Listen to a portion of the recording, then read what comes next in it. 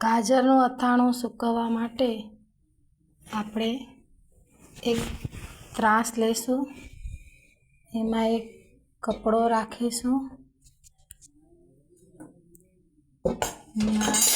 રાતે પલાળેલા ગાજરના ટુકડા મીઠું અને હળદરમાં આમાં નિતારી ને છૂટી છૂટી પાથરીશું.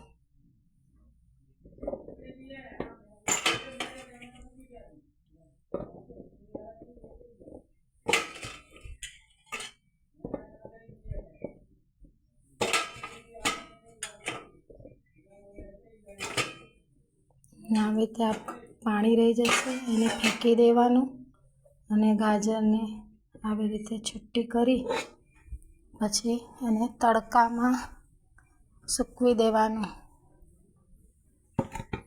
લગભગ 4-5 કલાક સુધી તડકામાં સુકાયા પછી આપણે એમાં મસાલો ભેળવીશું.